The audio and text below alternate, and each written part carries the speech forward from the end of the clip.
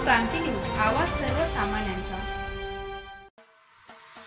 महाराष्ट्र क्रांती न्यूजला दर्शकांचा भरभरून प्रतिसाद।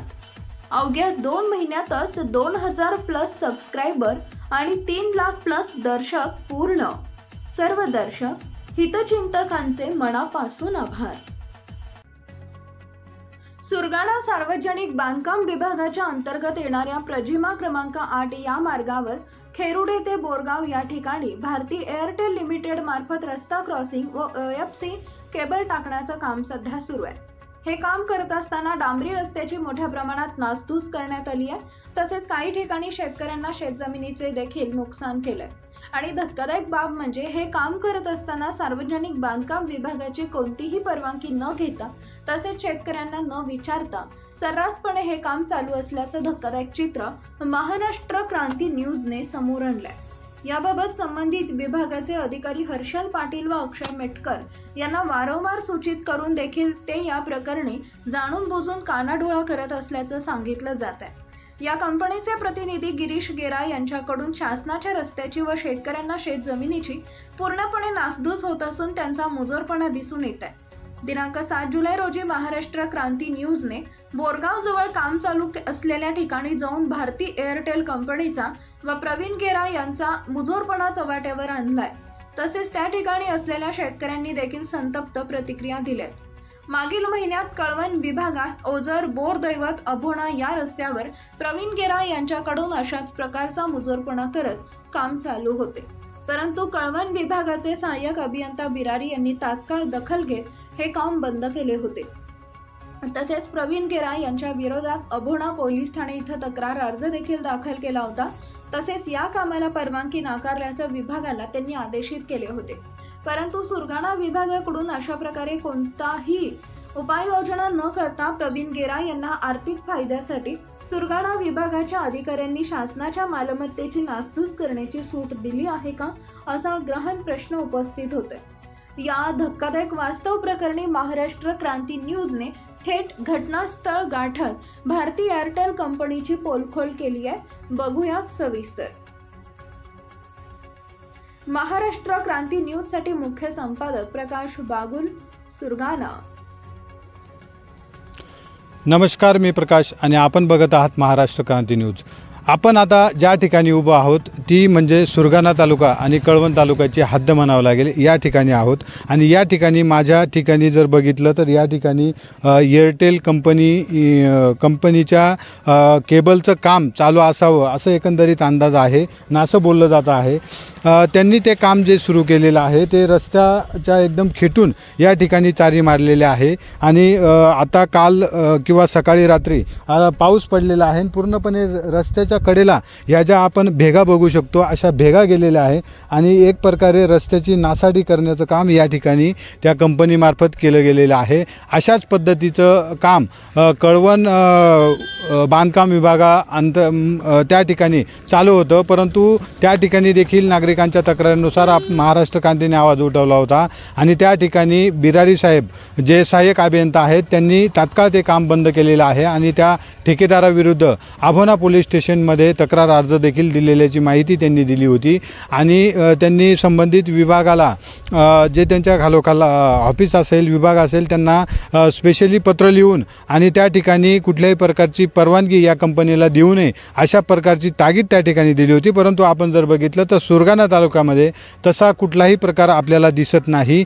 या ठिकाणी जे काम चालू होतं असे तक्रारी महाराष्ट्र क्रांती न्यूजकडे आल्या होत्या। त्या अनुषंगाने आपण सुरगाणा बांधकाम विभागाचे हर्षल पाटील साहेब जे अधिकारी आहेत त्यांना देखील आपण सूचित केलं होतं, त्यांना विचारणा केली होती। तसेच त्यांचे जे जेई आहेत अक्षय मेटेकर साहेब त्यांच्याशी देखील आपण बोललो होतो काल परवाच, परंतु त्यांनी सांगितलं का अशा पद्धतीने आमच्या हद्दीमध्ये कुठल्याही प्रकारचं काम चालू नाही असं त्यांच्याकडून बोललं गेलं होतं। आणि तीच पडताळणी करण्यासाठी महाराष्ट्र क्रांती न्यूज थेट त्या घटनास्थळी पोहोचलेलं आहे। आणि आपण जर बघितलं तर या ठिकाणी पूर्णपणे रस्त्याची या ठिकाणी नासधूस झालेली आपल्याला पाहायला मिळते आहे। आणि एक शेतकरी आहेत आपल्यासोबत, त्यांच्याशी देखील आपण चर्चा करणार आहोत। बाबा, तुमच्या शेतामधून ती लाईन गेली होती का? हां, मग तुम्हाला विचारलं का त्यांनी? विचारलं नाही, आम्ही मोचीला गेलतो।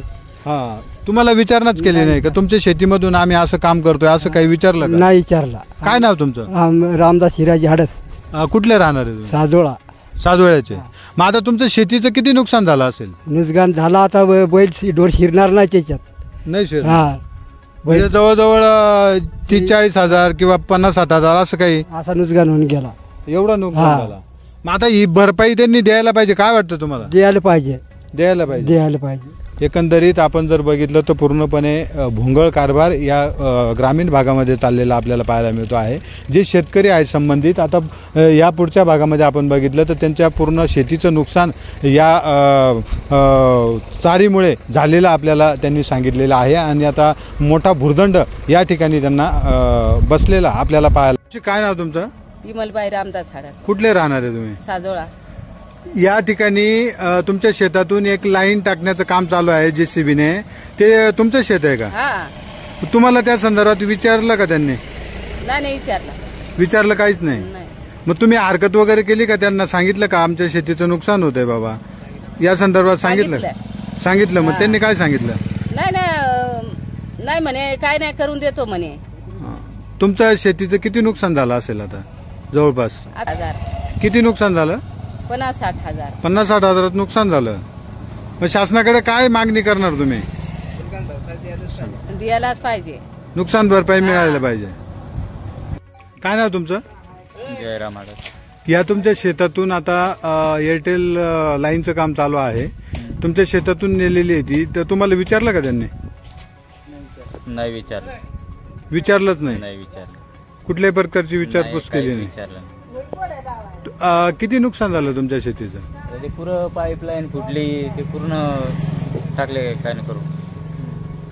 त्या संदर्भात तुम्हाला 10,000ची नुकसान झाली. 10,000ची.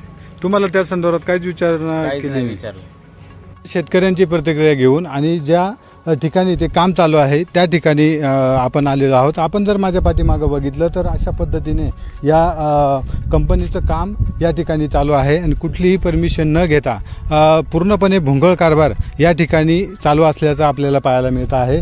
आता या ठिकाणी जर आपण बघितलं तर इथं एकदम अडचणीची जागा आहे आणि जे डांबरी रोड आहे त्या डांबरी रोडचं देखील नुकसान या ठिकाणी होताना आपल्याला दिसतं आहे. अशी चारी मारून शेतकऱ्यांच्या शेतातून चारी मारून आणि शेतकऱ्यांनी सांगितल्याप्रमाणे शेतकऱ्यांचं देखील मोठं नुकसान या ठिकाणी झालेलं आहे. आणि अशाच पद्धतीने हे जे काम आहे या ठिकाणी चालू आहे आणि सार्वजनिक बांधकाम विभाग आणि संबंधित कंपनी ही जी आहे ही आर्थिक फायद्यासाठी आपला फायदा करून घेते आहे का हे देखील आपल्याला या ठिकाणी नमूद करता येईल. पूर्णपणे कुठलीही परवानगी न घेता, पूर्वपरवानगी न घेता आणि शेतकऱ्यांचं पूर्णपणे हजारो रुपयाचं नुकसान या ठिकाणी ही कंपनी करते आहे. याच्यावर शासनाचा वचक का नाही हा देखील प्रश्न या ठिकाणी उपस्थित होतो आहे.